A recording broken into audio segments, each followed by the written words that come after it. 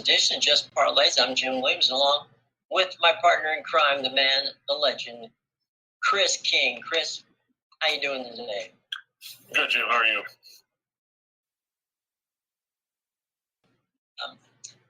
What is the story of the day? And that, of course, is Brian Flores' big lawsuit against the National Football League. And, there's likely some truth to the matter. I don't think there's any question about that. Now, whether or not, where that puts Brian in his quest to be an NFL head coach, you and I talked about is probably another thing. So we'll see. Yeah, it's obviously going to put him in an awkward situation, when you turn around and you sue the league and several teams involved. I get the fact that he was aggravated. I don't think that the Giants were going to hire Brian Daboll before he interviewed. And I mean, he wasn't in that interview session as a token guy because they had already interviewed Leslie Frazier and Patrick Graham, so they had satisfied the Rooney rule even before he showed up. Right. I think the reason why Daboll got the job is because he was tied to Joe Schoen, who also was the assistant GM in Buffalo under Brandon Beane. Right. That doesn't mean that Flores wouldn't get a job somewhere else, but I think that he kind of put himself behind the eight ball now with all this. Whether as for Stephen Ross and the allegations he made against him, I don't know what that's going to do as far as the Dolphins' ownership if that comes out to be verified. Could that lead to Roger Goodell deciding that Miami has to be put up for sale, much like Jerry Richardson? Well, it could be like the Donald Sterling thing, too, in the NBA with the Clippers. The league is really protective of the shield, right? And what's more important is actually something we do today, right? And that is we are putting together a show based on the concept that coaches and players want to win basketball games, football games, and baseball games, and soccer matches, and anything that we may talk about here on this particular show. If the concept is that, Stephen Ross and or the Miami Dolphins or any team in any league or any sport wishes to lose games, okay, that affects exactly what we're doing because we're predicting, hey, the Dolphins have been playing fantastic. Why don't you bet your good hard-earned money on them? And they're tanking. Right. So those sort of things are they're hard to prove, but if I don't believe. Look, Brian Flores is not stupid. Okay, you do not sue your potential employer, not just your employer, but the company that basically runs the show, if you don't have something. I think that case against the league and specifically against what the Dolphins, the allegations made against the Dolphins, that's probably the one that is the most interesting from a legal standpoint. And the one having to do with the Giants, as you said, you can explain it. You're telling me. Let's talk a little bit about your theory of the case on how the Giants came to hire their coach. Well, like I said, Joe Schoen was the assistant general manager in Buffalo the last 4 years under Brandon Beane. Daboll was there, and as soon as Schoen got the job, everybody thought that Daboll was going to be the front runner there. But they also, like I said, they interviewed Leslie Frazier from Buffalo. They interviewed Patrick Graham. So it's not as if Flores was one of the two guys they had to interview for satisfy the Rooney rule, which I know everybody has had their issues with over the years because people point and say that it doesn't work or this or that or that's a token interview. But in that case, Flores would have been the third minority guy the Giants interviewed, but they were going after Daboll, I think, all along. Flores did get 2 interviews. It's not like they just interviewed him for 5 seconds and kicked him out the door. But Schoen wanted to go with somebody that he's familiar with, and Daboll, also taken offensive line coach Bobby Johnson from the Bills. So it's basically Buffalo East when you get right down to it over there. Whether it pans out or not, I mean, there's a big drop off in talent from what you have in Orchard Park and what you have in East Rutherford. You think? Yeah. So I don't know if Flores has any ground there. I don't know about how things went with the interviews with the Broncos and the Bears, the other team that he's suing.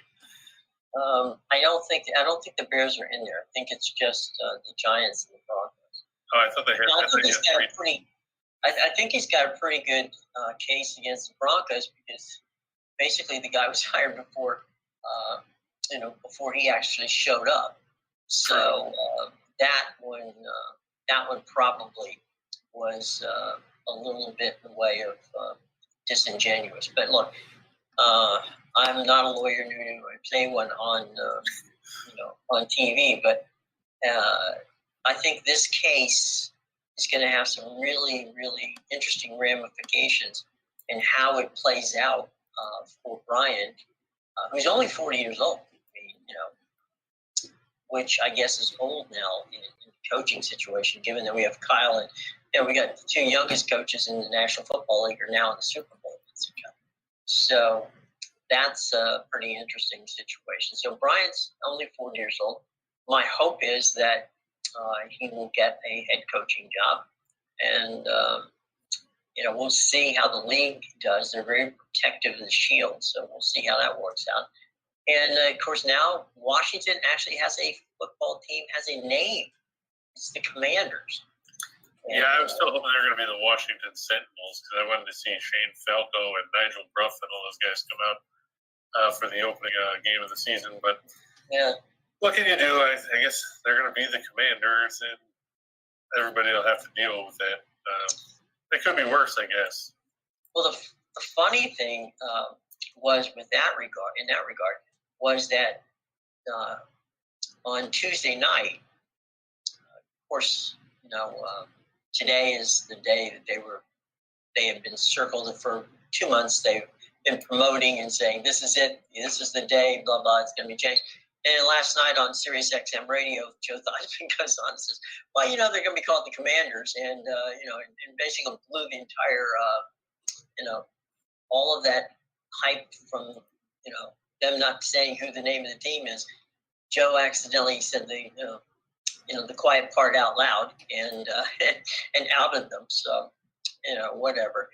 I do think the uniforms and the helmet and all that looks pretty cool. So we'll see. But, it is the Commanders. So no longer we have to look up and see Washington football team. It actually has a name now. They are the Commanders, and going forward, that's the way it's going to be. So there you go. A couple of interesting footnotes there on headlines for the day. And before we get started, let's talk about something really cool. We have a new offer, and that new offer is for Winners and Whiners viewers only. It's Sportsbook app at Caesars Rewards, okay? Now, the deal is, the new offer is we'll match the first deposit with a free bet up to $1,500 when you deposit at least $50 using that promo code that you see right there. All the information, by the way, is in the show box below. Now, again, this is a new mobile offer to Winners and Whiners viewers only from Sportsbook app at Caesars. Download it, and it's the only one that you're going to get Caesars rewards, and there's tons of fantastic rewards that they give you, okay?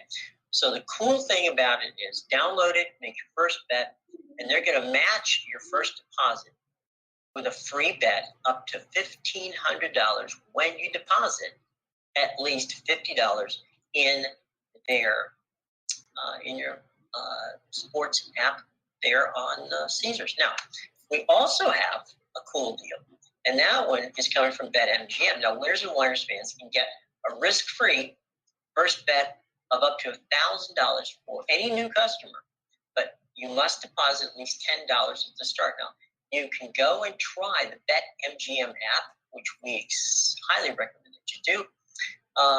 You must use the special code, and the special bonus code is in the show box below, but it's Video Winners, and you must be 21 years of age or older, and it's available in Arizona, New Jersey, New York, Indiana, Colorado, Tennessee, West Virginia, Iowa, Virginia, Michigan, Pennsylvania, the District of Columbia, and Wyoming. And one last one, and that is in the state of Louisiana.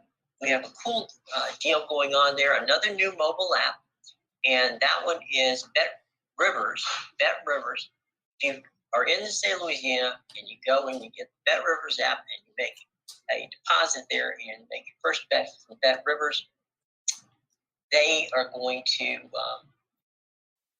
be there to give you up to $250.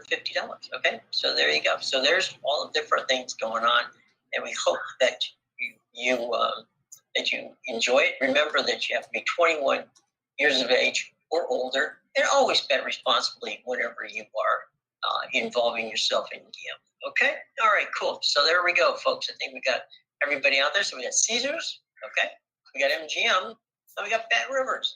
How much more could you possibly want? Winners and Whiners people are getting all kinds of deals. Please take advantage. Okay? All right, cool. So let's go to the hardwood. We're going to start in the national collegiate aspect of it, and we'll go college. And where are we going first there, Christopher? Well, we're going to go to Indiana State as the Sycamores host Drake in a Missouri Valley Conference matchup.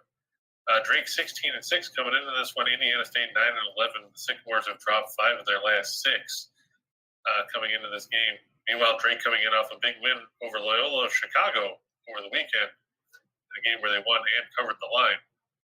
That was a big win for them. Hopefully, Damian DeVries' team doesn't rest on the laurels of that victory here. Indiana State 7-2 at home, but Drake is 5-1 on the road. On top of that, the Bulldogs are 86th in scoring offense at 75.4 points a game. They're 95th in field goal percentage. They're 61st in three-point shooting. Indiana State's below average on the defensive end of the floor. That's been their problem for years. They're 218th in scoring defense at 70.3 points per game. They're 170th in field goal percentage defense, 201st in three-point defense. So look for the Bulldogs to shoot from the outside against Indiana State here. Drake 16-6 in their last 22 following an ATS win. Indiana State just 1-3-1 against the spread in their last 5 overall. They're also 1-3-1 in their last 5 at home against teams with a road winning percentage better than 600. 1-3-1 in their last 5 at home against teams with a winning road record. Now, granted, I know everybody points out how Drake has won 3 of their last 4 road games by a single point. But when you're facing an Indiana State team that's lost 5 out of 6, you have to think that Drake can play a little bit better than what we've seen them play on the road of late and come up with a road victory in Missouri Valley Conference play to keep pressure on none other than, like you said, Loyola, Chicago, and Missouri State. The MVC is a pretty tough conference this year. 7 is not going to get it done necessarily in conference play because you look, Loyola, Chicago 7-2, Missouri State is 7-3, Northern Iowa is 7-3, Bradley is only a game back at 6-4. So you've got 5 teams that are clustered right up there in the middle, at the top of the Missouri Valley. It's going to be an interesting second half of the conference season for all those teams as they try to make a run to get that automatic bid for March Madness. Absolutely, and we don't know. Although it has had Missouri Valley has been lucky in so much as over the years they've been able to sneak a couple of 2-bid opportunities in there. But you never know, and that's why I think it's so important. And bring it out on a number of occasions, especially some mid-majors, that you win your conference tournament, because otherwise you might be looking as the odd person out on that situation. So exactly. From Drake and Indiana State, we head on to Chattanooga. Now, we've seen Chattanooga more than a few times in Sanford. For those of you who don't know, he's in Alabama. So the Mocs and the Bulldogs get together tonight. Where are they going to play tonight, Chris? They are playing at Sanford. In the SoCon. Chattanooga leads the SoCon with an 8-1 record, half game ahead of Furman, who is 8-2. They'll play the Citadel tonight, just for those of you that are wondering. Sanford, they're 13-8, but they're just 3-6 in the SoCon, putting them down near the bottom of the standings with the Citadel and Western Carolina. The Mocs are 18-4 overall on the year. Sanford's 13-8, but like we just said, they're struggling in conference play. Sanford's 7-2 at home, but the Mocs are a good road team. They're 9-3 as the visitors on the season. Chattanooga 67th in scoring offense. Jim's 76.3 points a game. They're 38th in field goal percentage, shooting better than 47%.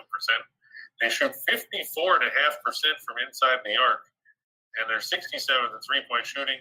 And one of the key things that we always talk about when we talk about a lot of teams where mid-majors seem to have more success than power conference teams, free throw shooting, they're 38th in the country at 75.8%. So they're not leaving points on the floor. Samford, meanwhile, struggles on the defensive end. They're 299th in scoring defense, giving up 73.8 points a game. They're 284th in field goal percentage defense, 324th in two-point defense as opposing teams shoot 52.9%. They're 247th in three-point defense. Chattanooga is 6-2 in their last 8 after a straight-up win. Samford 8-23-1 in their last 32 as a home underdog. And Samford also 1-5 against the spread in their last 6 at home against teams with a winning road record. You know, the Mocs, like you said, we've seen them before. They've done us some favors so far. They've won 5 in a row coming into this one. They own a 2-point win over Furman at home. So that matchup next Saturday, right down here in Greenville, will be an interesting one to determine who's going to end up atop the SoCon at the end of the season, probably. Lamont Paris has done a great job with the Mocs. I look for them to get their 19th win of the season in this one. You know, this is definitely going to be a one-bid conference, okay? We know that, unfortunately for them. And so that means that, that Chattanooga looks good at this point. And, one-bid conference, that's the funny thing is you never know. I mean, it could happen where you turn out and the one bid is the team that, for all intents and purposes, ends up being the one team in the league that we've seen happen time and time again, where they come in and they go, okay, cool, you're here, but, oh, by the way, you're not playing well, and so an 8-8 team ends up winning the tournament and goes in. But most of these guys are going to be 16 seeds if they make it at all. Yeah, don't sleep on if that's going to be the case where it's a team that comes out of nowhere. Don't sleep on Wofford. I mean, Terriers have been there before. They're 5-6 in the conference right now, but you can never count them out. Absolutely. All right, so we're going to go from college basketball, and we're going to head. Do you want to answer the question ones first, Jim, or do you want to? Sure. Okay. Let me get out of the way while we. Oh no, that's not your fault. We've got Purdue who plays for tonight. Now, I know that we've had problems with Purdue because when we tell you that Purdue's going to win, they always inevitably find a way to screw it up. They're playing at Minnesota at the Williams Arena tonight. Purdue has won 6 of their last 7. Their lone loss in that stretch of 3-point defeat at Indiana. Meanwhile, they're going to face a Minnesota team that has not been all that great of late. The Golden Gophers, they started the year 10-1. They've lost 6 of their last 7. Their only win in that stretch, a 3-point home victory over Rutgers, January 22nd.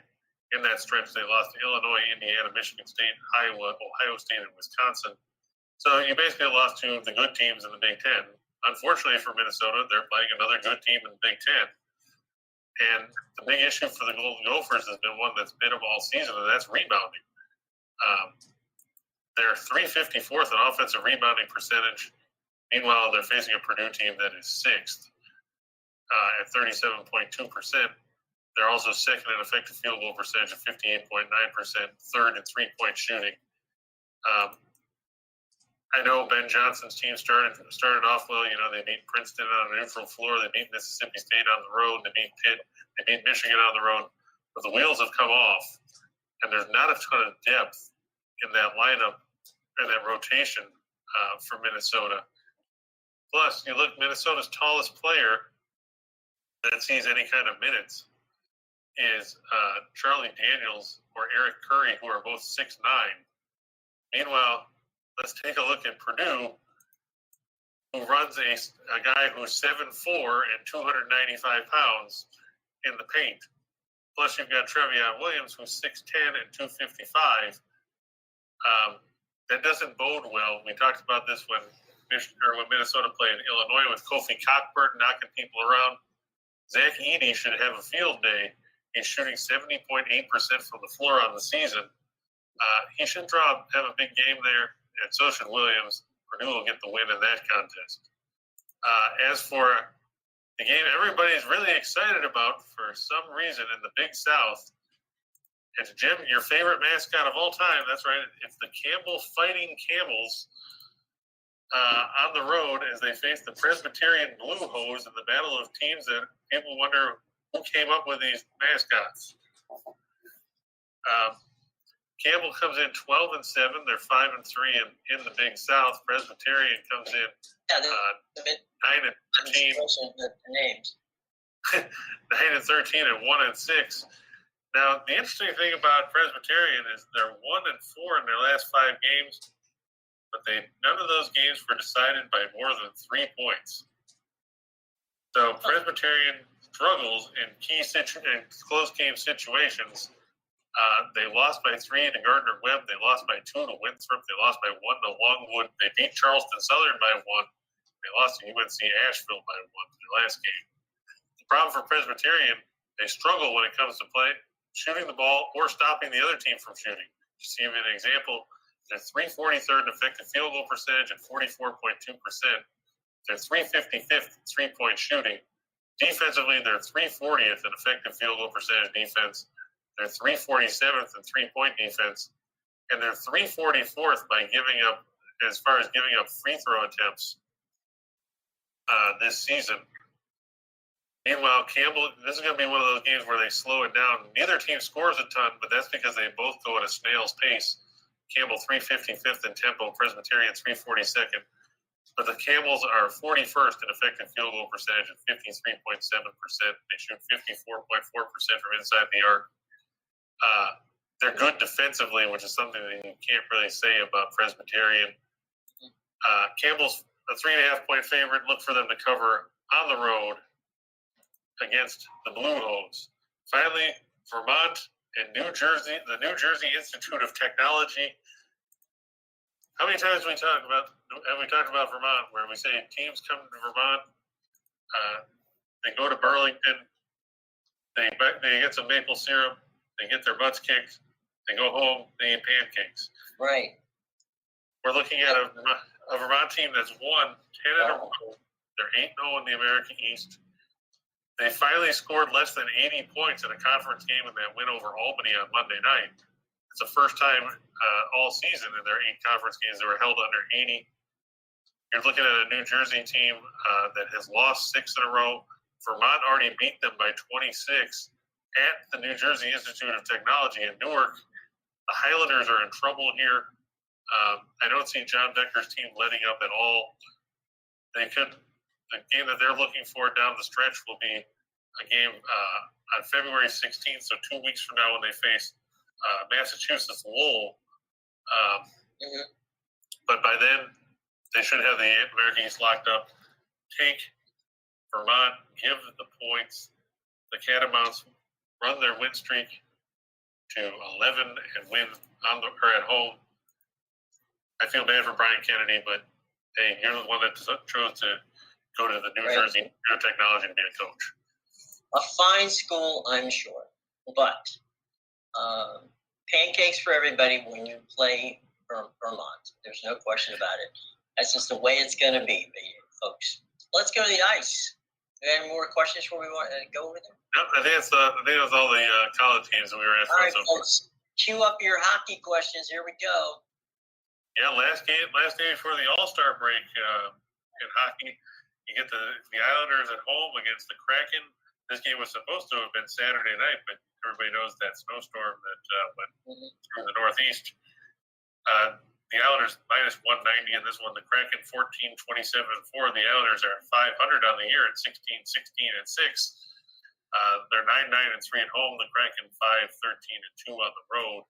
Kraken also coming in off a 3-2 loss last night in Boston, so they're playing the second game of a back-to-back here. Philippe Grubauer 11-17-4 with a 320 goals against and an 885 save percentage. In net for Seattle, Semyon Varlamov, 381, 261 goals against, and 915 save percentage for the Islanders. This comes basically down to defense. We know that both teams have issues scoring, but the Islanders are 5th in goals against. The Kraken are 28th, giving up 3.51 goals a night. Seattle's 1-6 in their last 7 on the road. They're 0-4 in the second game of their last 4 back-to-backs. They're 0-4 on Wednesday. The Islanders 4-0 in their last 4 after scoring 2 goals or less, and they're 10-1. Their last 11 as a favorite. Look for the Islanders to get the win at home for Barry Trotz. They actually go over 500 at home on the season. I mean, they're way behind in the Metropolitan Division. They're 21 points behind the Caps.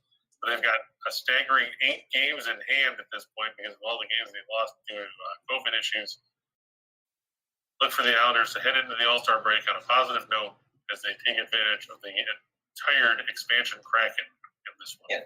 Speaking of the Caps, Grubauer and Semyon Varlamov were both teammates on the Caps at one point in their career. So there seems to be former Capitals goalkeepers all over the NHL at this point. Yeah, look at Brandon Holtby. Yeah, Holtby, the whole gang. So, you could have, there's 3 or 4 of them at least. So, from the island, where it's not as snowy tonight, where do we go from there, boss? We're going to go to Washington. Okay. The Edmonton Oilers are on the road to face the Capitals. The Oilers 22-16-3. They're coming off that disappointing 3-2 shootout loss to Ottawa the other day. Capitals 25-12-9. Of course, they played Pittsburgh last night. Now, Jim, I don't know if you saw the game. Vitek Vanacek started and then left in the first period with an upper body injury. Right. I'm guessing he's not playing tonight. The reports say it's going to be Ilya Samsonov in the net from Washington. Yeah. Those upper body things, I have a feeling they're figuring, all right, let's just make it to the All-Star break, get them some rest, and see where we can go from there. So I think this is one of those error on the error in the side of caution as opposed to taking a chance on getting somebody hurt. That's understandable. But so to be Samsonov, he's 14-5-3 with a 276 goals against, a 906 save percentage, and 3 shutouts. Against Mikko Koskinen, 15-8-2 with 316 goals against and a 900 save percentage. Of course, watch out because the Oilers might flip to Stuart Skinner. You never know. It's Edmonton. The Capitals 9th in goals against. The Oilers are 23rd. Both teams can obviously score. We know the weapons that each team has. It'd be always interesting to see McDavid, Draisaitl, and Ovechkin on the ice at the same time, just to see who tries to shoot the puck the most. Edmonton is 4-0-1 in their last 5 overall. Washington 1-4 in their last 5 after a victory. They're 0-4 in their last 4 when their opponent scores 2 or less. They're 0-4 in their last 4 against Pacific Division teams. The Oilers, they had yesterday off. Meanwhile, like we said, Washington had to deal with a tough Penguins team. And playing the second game of back-to-back and having to throw Samsonov in there after Vanacek went down yesterday. I like the Oilers to sneak one out here to head into the break on a positive note. Washington doesn't necessarily need it. It's you bring up a really cool point, and that is that Connor McDavid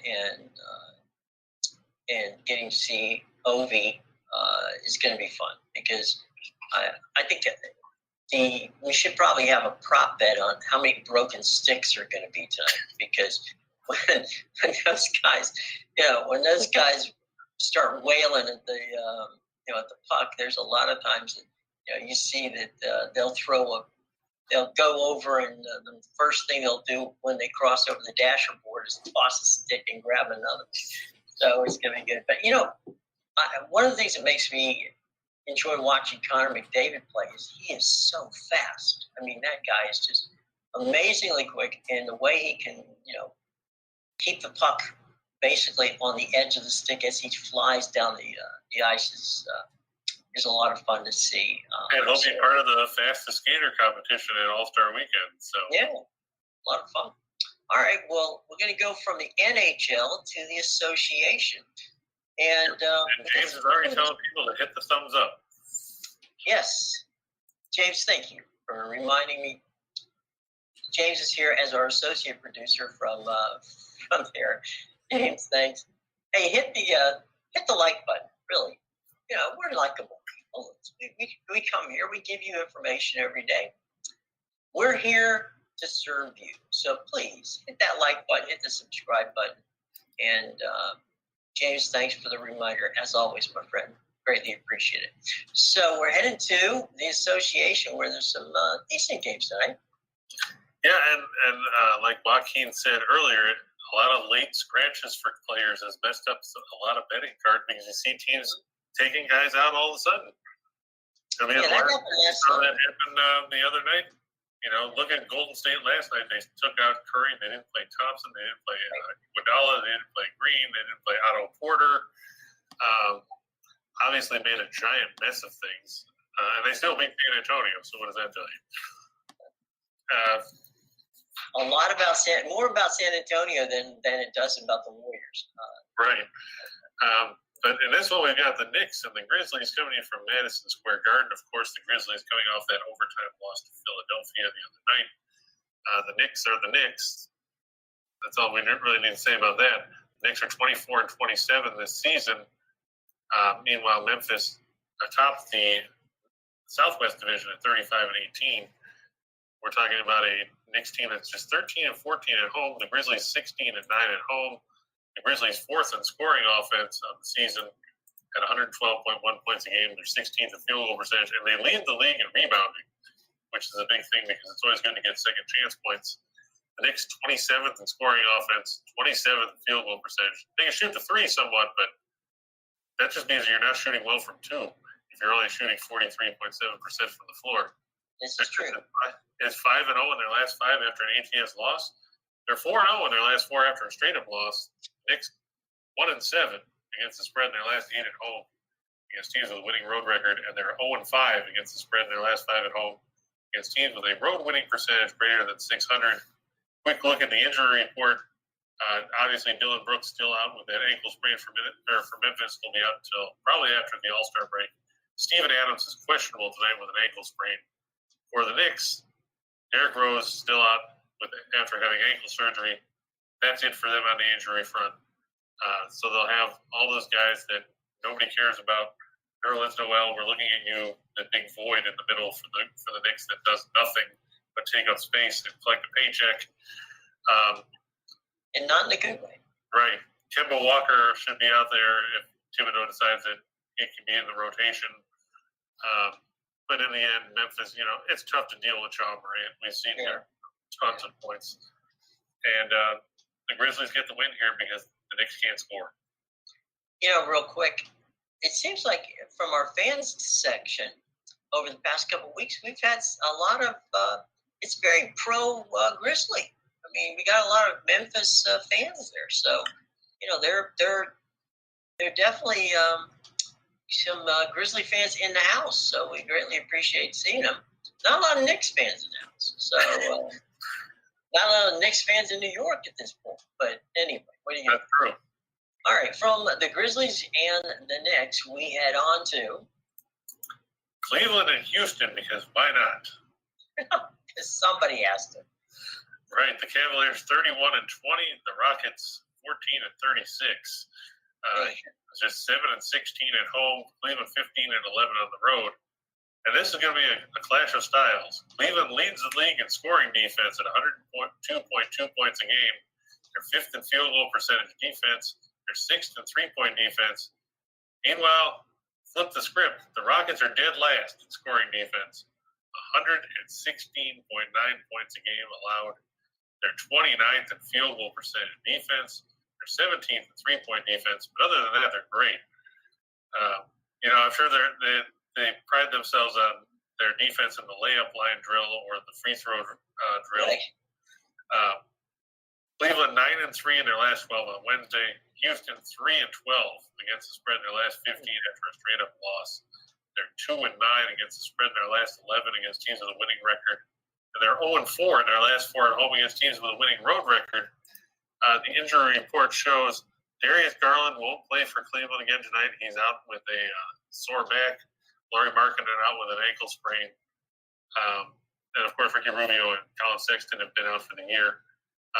For the Rockets, Trevelyan Queen is down with the G League, so is Daishan Nix, and everybody's favorite basketball player, Usman Garuba, is out after wrist surgery for the Rockets. I know everybody's disappointed that Usman Garuba won't be in the lineup for Houston just because they can probably get a bunch of points trying to spell that in Scrabble. Right. Of course, They can get more points. They're going to get more points for that in Scrabble than Houston's going to get on the Cavaliers thing. Right.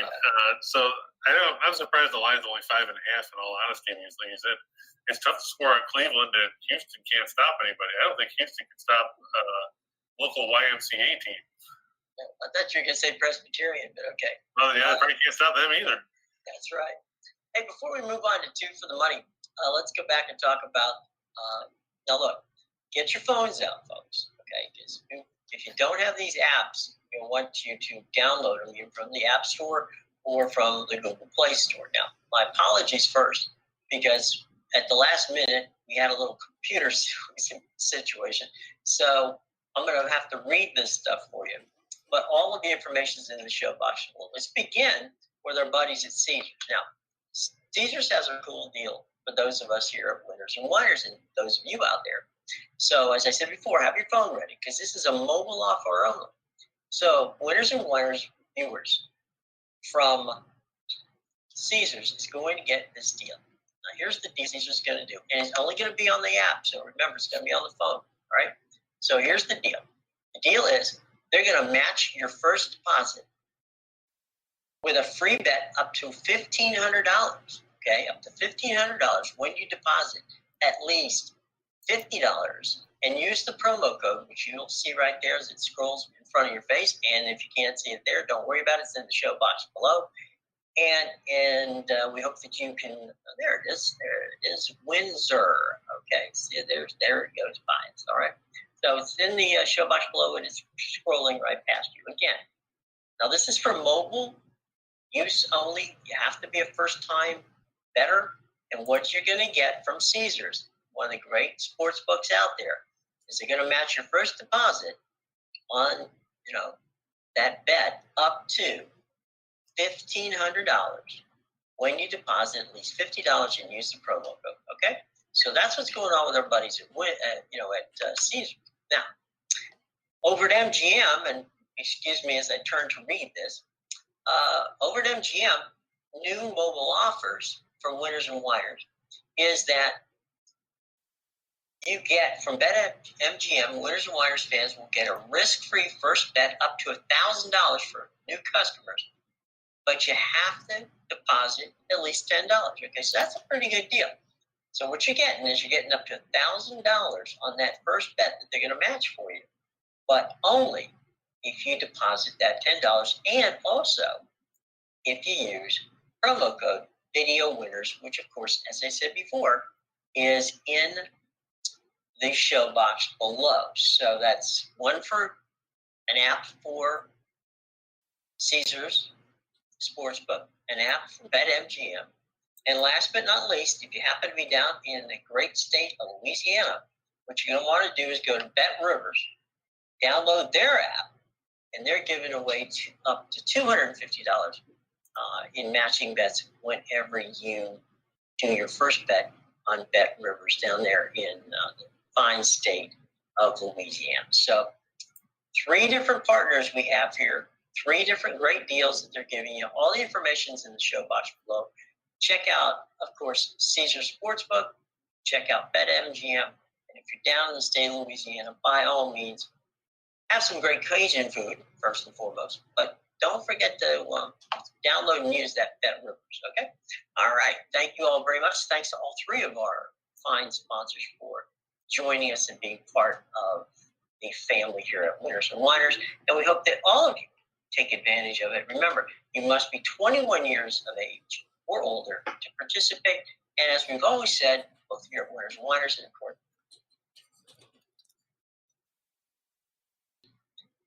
bet responsibly. All right, cool. All right, so it's time for 2 for the money, and here we go. Yeah, like we said, the Islanders over the Kraken, obviously Seattle playing the second game of back-to-back. They haven't had any luck in those situations. And the Islanders, they started off slowly at home this season, but they've turned things around. They figured out the building. I look for the Islanders to prevail there. We just talked about Memphis and the Knicks. You can't trust New York to do much anything other than, have guys like Julius Randle, snap on the crowd and his teammates and everything else. Matthew asked about the Wild money line. I actually like them tonight on the road over the Blackhawks. The Wild have played some good hockey, and they're right in the thick of that Central Division race with Colorado and Nashville. The Blackhawks, they had a good stretch for a little bit. Now they've lost 2 in a row. They lost to Colorado, and then they fell to Vancouver the other night. Minnesota, they're a dangerous offensive team. You have to think that the Wild can get the victory there and head into the All-Star break on a positive note. And finally, Xavier playing at home over Butler. I know 11 points seems like a lot. I just don't trust Butler's offense because they don't have any. Meanwhile, you're looking at a Xavier team that's got some pretty good talent there. They're 15-5. They bounced back from losing to Marquette and Providence by going on the road to beat Creighton. And we know that Creighton has played some pretty good basketball themselves. They just beat UConn last night on the road in Stores. So that was a big win for them. Meanwhile, Butler, what we say about the Bulldogs, it hasn't already been said. Yeah, Lavelle Jordan, you beat Georgetown on Saturday by 3. They don't score a ton. They don't do a ton offensively. They haven't had much success on the road. Their big signature road win, and I'm not counting Georgetown when they beat them in Georgetown, was an overtime win against Oklahoma back in early December. Meanwhile, their 3 conference road games, Yeah. they were blown out by 40 by Villanova. They also lost to Connecticut by 17 and Providence by 7. I don't see them giving Xavier much of a game here. Okay, let's go from 2 for the money, 4 for the show. Right, like we just said, Cleveland -5. It's actually down to 5. I put 5.5 before, but I checked it, went down to 5. Over the Rockets, we said Houston's the worst team in the league in scoring defense. Cleveland is the best. Houston can't score anyway. They're one of the most inefficient offenses in the league. The Cavaliers should have little problem there. For our good buddy Pete Medhurst, the Navy going on the road, they're going to face Lehigh. I like the midshipmen -6. They bounced back from that horrible loss where they blew a 27-point second-half lead to Army. They've won 2 in a row. Coming into this one, they beat Bucknell. They beat American. They'll take down Lehigh here and eventually lost they had. And Pete Medhurst will be in the call of that game for those of you who want to check it out on TuneIn. It's on WBAL radio, which you can find on TuneIn. And so you'll get a chance to listen to the midshipmen taking on Mount. And, of course, we talked already about Edmonton and that game against the Caps tonight. And Right. your buddies at the Rhode Island Rams. They play the Rams and the Rams. Now, one thing we know tonight are the Rams are going to win. Right, the Rams are gonna win in Queens. That's right. It might be the Bronx. I get confused where Fordham is because Fordham's closer to the Bronx than to the Okay, that's what I thought. Yeah. So we're going to take the Rams in the Battle of Rhode Island and Fordham in the Atlantic 10. Look for Jared Roden and company to get the victory there. Pick up a road victory, go to 13-7 on the season. Hey, it's menu time. We got plenty of fun stuff on the menu tonight, and we've already said that Vermont's going to do well because the folks down in New Jersey are going to take home a case of maple syrup to go with them. Now, you had talked about UMass Lowell. Now, they're playing the Maine Black Bears. That could be an important game, correct? Yeah, it's definitely important for Lowell or for Massachusetts Lowell. I mean, Right. They're back-to-back losses. They need a win here to put some pressure on everybody else. And Maine is not a good basketball team. Let's face it, they're 4-16 on the year. They've lost 10 of their last 11. And sadly, if you throw out wins against non-Division I teams, Maine has one victory. They beat New Hampshire at home. They beat New Hampshire at home last week, 71-64. That's their lone win over a Division I team. They're horrible offensively. They're horrible defensively. The weather sucks. They don't have any players. It's kind of like, the Jim Mora, we couldn't run the ball. We couldn't complete a pass. In this case, it's we couldn't inbound the ball. We couldn't make a shot. Every time they went down the floor, they scored points. It sucked. We stunk. That sums up Richard Barrett and Maine in a nutshell. Well, of all the Loyolas out there, it seems like the Loyola of Chicago seems to be the one that's doing the best. Yeah, I look for the Ramblers to bounce back here. I know they were disappointed with the way they played against Drake, losing 77-68. They're facing an Illinois State team that doesn't know what defense is. I think they're allergic to it. We've talked about that before with Coach Dan Muller, not to be confused with Dan Mullen. Right. Illinois State, they come in losers of 7 of their last 9, 3 in a row, including a loss to Evansville on the road after they beat them by 38 at home. Loyola Chicago has too many offensive weapons, and they're too experienced to get tripped up in this one and for them to roll past Illinois State. This one's going to be an interesting one. It's in Champaign. You got a big matchup. It's going to be Cockburn and Alfonso Plummer coming from Illinois against Johnny Davis, 49-year-old senior Brad Davis. Yeah, but Davis will keep it close. He's been tremendous this season for Wisconsin. This will probably be a 4 or 5 point game, so take the Badgers and the points to cover. On the NBA hardwood, Dallas and Oklahoma City, the Mavericks favored by 12. I know Porzingis is not going to play tonight for Dallas. It probably doesn't matter. Tim Hardaway Jr. also out after he broke his part of his foot, the fifth metatarsal. But Gilgeous Alexander is not playing for Oklahoma City. That takes out their best offensive weapon. The Mavs should prevail at home. Boston over Charlotte. Charlotte without Gordon Hayward again. He's reconditioning after being in the COVID protocols. Jalen McDaniels out. Kelly Oubre is probable tonight, which is a boost for them. Meanwhile, for Boston, Dennis Schroeder probable with Achilles tendinopathy. Robert Williams III also probable with a sore toe. Boston playing at home. They've won 4 out of 5. They should make it 5 out of 6. Brooklyn -4 over Sacramento. I know the Nets lost last night. If anybody watched it on TNT, Ian Eagle was on the call of that one as they lost in Phoenix.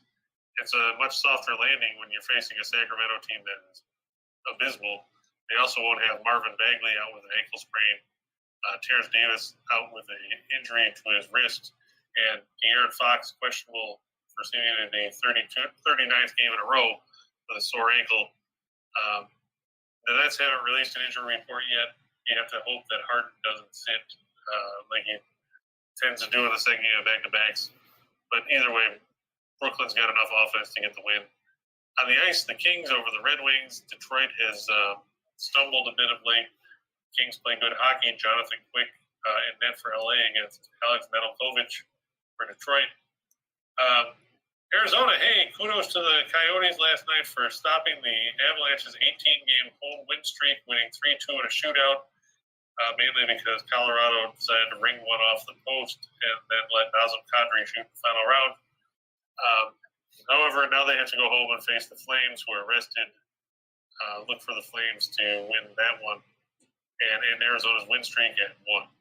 And Edmonton and Washington, I look for it to stay under 6.5. The last 4 meetings between these teams in the nation's capital have fallen short of the mark.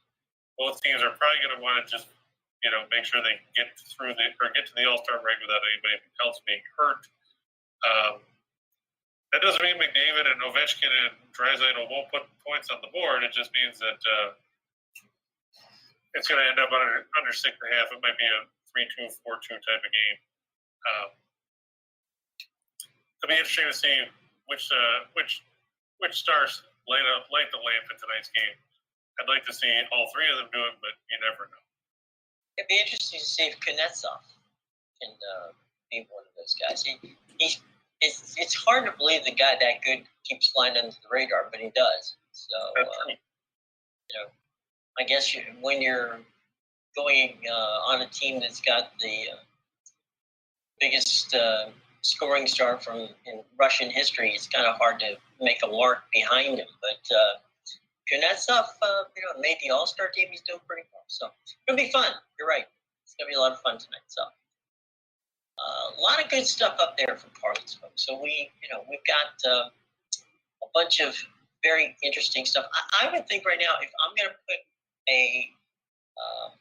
if I was going to do a parlay, I would take our buddies from Vermont because I like maple syrup and they're good. And probably, let's see, what would the other one be? Maybe Loyola. Maybe that would be the one. Yeah, I mean, the Ramblers are a good team. For me, like I said, if I'm going to stick to the ice, I would stick with the Islanders. And, I like the way Arizona played yesterday. They tied that game against Colorado in the last minute, 38 seconds left. They won it shootout. I don't think Scott Wedgwood's going to make 38 saves on a consistent basis. No. But if I had to go another, I would probably take the Cavs over the Rockets just because we said Houston is the That's true. Defense. Cleveland is first. Cleveland doesn't have to score a ton to beat you because they lead the league in scoring defense. True. Well, look, folks, we hope that any last questions before we leave? I guess no. I think we had a very interesting and fun. The NHL. Well, there's one more day, one more set of games before tomorrow. And then they're off. And by the way, for those of you who are Olympic fans, the Olympics start tomorrow on the family of NBC networks. And interestingly enough, all of those games can be seen on NBC, on Peacock, on USA, on CNBC, and pretty much all kinds of different places. We'll talk a little bit more about that. But the Olympic Games start tomorrow. The opening ceremonies, though, will not begin until Friday. So there you go. Starting the Olympics ahead of the opening ceremonies. Actually, that's not uncommon. Summer games usually start a couple of days before, and they've actually had medals being given out before they've had the opening ceremony. So there you go. What are you gonna do, right? So it'll be interesting to see. I mean, I remember the opening in Beijing. It was it's been a while ago, but the amazing ability for that one person to kind of fly above the arena and the stadium, and then of course there was the drums, which everybody thought was pretty cool. So, and that of course was the Olympics where Michael Phelps beat Mike Spitz and Mark Spitz and won all those different medals. So it's been very fun, and it's going to be another wild and interesting Winter Games, which will be entertaining, to say the least. So we got all that coming up. So anyway, for Chris King, I'm Jim Williams. And we're going to see you tomorrow. John, we talked about Campbell already, John. I don't know where you were. We said Campbell minus 3.5 over Presbyterian. As far as Binghamton, I like Stony Brook at home. They're giving 7 points. Binghamton's lost 2 in a row, four of their last 7. The Seawolves, they've won 4 or 5. Their only loss in that stretch was to Vermont, and everybody loses to Vermont in the American East. Gino Ford's team will get the win over Binghamton tonight. We want everybody to stay tuned because Scott and Scott will be here for Back at the Window at 3 o'clock. So don't forget Scott and Scott because they never forget us. So the least you can do is check them out. So tomorrow, 1:30, same place, and we're going to have some fun as it's Thursday. And then Friday, we'll have a guest at this point in time. We haven't decided who it's going to be, but it'll be somebody I'm sure that you'll enjoy. It'll be Mr. X. So, I'm sorry? I said it'll be Mr. X. Mr. X or Miss X. We don't know yet. We don't discriminate here. All right, gang. Have a wonderful day. Thanks for joining us, and we will be back with you tomorrow. Be sure to check out all of the fun stuff in the show box below because we got all kinds of great situations going with Caesars, with MGM, and with BetRivers down in Louisiana. So all that fun stuff is down in the show box below, as is the opportunity to click on it and catch our podcast. So everything you need to know is in that show box down there. Hit the like button, smash the subscribe button. And tomorrow, Chris King and I will be back here, and we'll talk about what's going on. One more day of on the ice before they break for the All-Stars, and then we'll have, of course, NBA, and I don't think we'll talk much about the Pro Bowl. We'll let that one go at this point. But until then, ladies and gentlemen, have a great day in yourselves, and we will see you come tomorrow at 1:30 right here on the Winners and Whiners Sports Betting Network.